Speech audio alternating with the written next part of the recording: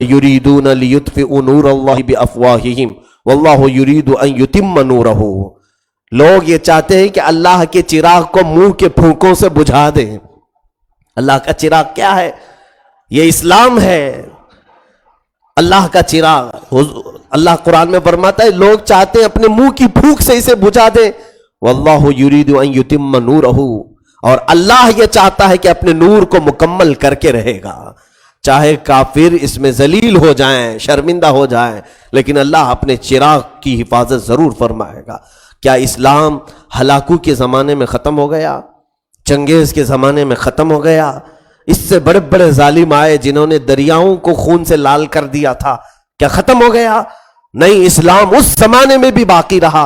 अभी तो ये तमाम चंगेज और ये सारे हलाकू बहुत छोटे से बच्चे हैं जो आज के जमाने में तख्त पर बैठ कर उछल कूद कर रहे हैं। इन्हें खुद पता नहीं अगला साल इनके साथ क्या होने वाला है, अगले साल इनके साथ क्या हो पता ही नहीं है। वो तो बादशाहत करते थे। और एक बात ये भी बता दूं, ऐसे चंगेज आते क्यों हैं फिर? ऐसे हलाकू तख्त पर बैठते क्यों हैं जो हर एक को अपने दरिंदगी का शिकार बना लेते हैं? और ये ऐसा उल्लू है कि जिस जगह बैठ जाए वो बर्बाद करके उठेगा। इसलिए शेख सादी रहमतुल्लाह अलैह ने फरमाया, तू मार की हर किरा बीनी बजनी या बूम के हर कुजा बनशीनी बकनी। ऐसे जालिम को शेख सादी रहमतुल्लाह अलैह ने फरमाया कि तू सांप है कि जिसको देखता है डस लेता है, या उल्लू है कि जहां बैठता है उजाड़ के चला जाता है। हकीकत में ये दोनों चीजें यही है आज हमारे हुकूमतों के साथ। सांप भी है, उल्लू भी है, जिसको देख रहा है डस रहा है, और जहां बैठ रहा है तबाह बर्बाद कर रहा है। चलो ठीक है, हम सिर्फ इसको सांप और उल्लू कह करके खुश ना हो जाए। ऐसे सांप और उल्लू आते क्यों हैं? याद रखना, घर के सहन में जब कचरा झाड़ते रहोगे तो सांप नहीं आएंगे। अगर तुम्हारे आंगन में दरख्त है, पौधे हैं, और तुम्हारा उस पौधे पर अच्छा खासा ध्यान है, ख्याल है, तो उल्लू नहीं बैठेगा। जिस दिन तुम कचरा झाड़ना छोड़ दो अपने आसपास और अपने दरख्त की तवज्जो छोड़ दो, तो तुम्हारे आंगन में सहन में सांप भी घुस सकता है और दरख्त पर उल्लू भी बैठ सकता है।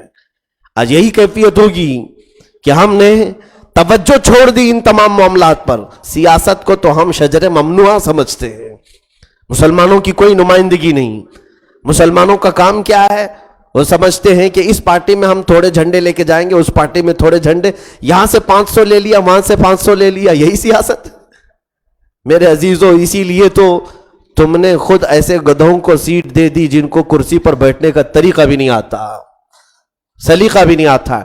लेकिन मैं जो बात कह रहा हूं कि ऐसे चंगेज हलाकू ऐसे क्यों आते, क्यों हैं, क्यों बैठते हैं? भाई मामला सब अच्छा खासा चल रहा है, सारे लोग अपनी जिंदगी में मस्त हैं, क्यों आते हैं?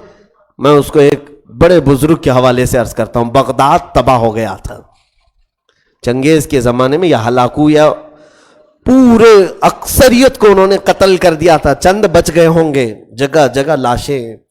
उस जमाने में वो चंगेज की या हलाकू की बेटी गुजर रही थी रास्ते से। उसने एक जगह कुरान के पढ़ने की आवाज सुन ली, कहीं कुरान की तिलावत हो रही थी। रुक गई, अपने खादिमों से कहा देखो यहां कहीं अरबी की आवाज है, कुरान की आवाज आ रही। ढूंढा गया तो देखा एक आलिम रब्बानी है जो चंद लोगों को बैठ करके उस जमाने में कुरान पढ़ा रहे, जब पूरा बगदाद लुट रहा है, कत्ल गारत गरी आम है, और वो कुरान पढ़ा रहे।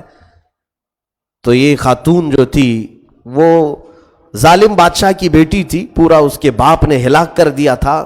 उसने बुलवाया उस आलिम को, कहा कि इस जमाने में भी तुम कुरान की तिलावत कर रहे हो? कहा मैं हर जमाने में कुरान की तिलावत करता हूं, पहले भी करता था, अब भी कर रहा हूं।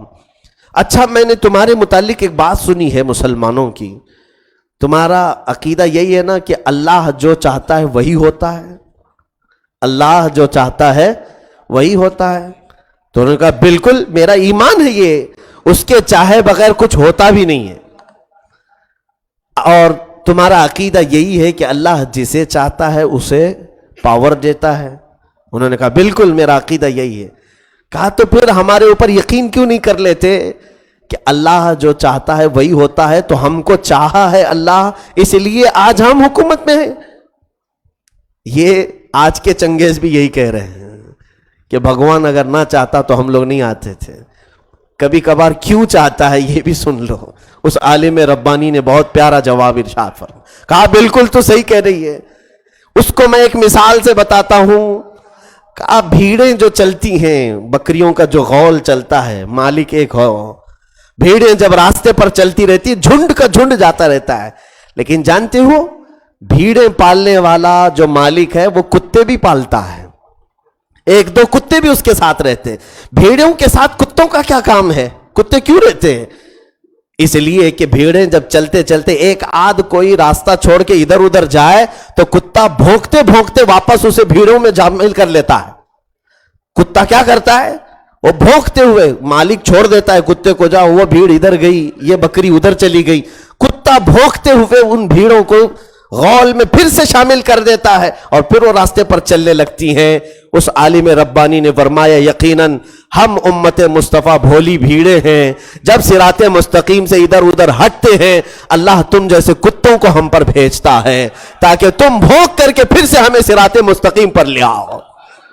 آج اسی لیے یہ تمام چیزیں ہیں میرے عزیزوں, یہ تمہیں جو آنکھ دکھا رہے ہیں یا بھونک رہے ہیں اس لیے کہ تم راستہ ہٹے ہوئے ہو. واپس آ جاؤ صراط مستقیم پر. اللہ کے حبیب کا راستہ چھوڑ کر کوئی عزت ہماری نہیں ہے. ان کے جو ہم غلام تھے, خلق کے پیشوا رہے, ان سے پھرے جہاں پھرا پھرائی کمی وقار میں. اس مولا نے جب یہ وعدہ کیا ہے تمہارے لیے, جس کو اقبال نے یوں کہا کہ محمد سے وفا تو نے تو ہم تیرے ہیں, یہ جہاں چیز ہے کیا لوح و قلم تیرے ہیں. اس راستے کو چھوڑ کر جب بھی ہٹو گے ایسے کتے آئیں گے, بھونکیں گے, اور یہ بھی ہمارے مصلحت کے لیے مولا بھیجتا ہے کہ یہ جب بھونکنا شروع کرتے ہیں تو دیکھو کتنے تو کلمہ پڑھنے لگ جاتے ہیں, کتنے تو نماز پڑھنے لگ جاتے ہیں, کتنوں کی ٹوپیاں آ جاتی ہیں, کتنوں کے ہاتھ میں تسبیح آتی ہیں. حق ہے میرے مولا, تو تیرا ہر کام حکمت میں ہے, ہر کام تیرا حکمت سے بھرا ہوا ہے. اللہ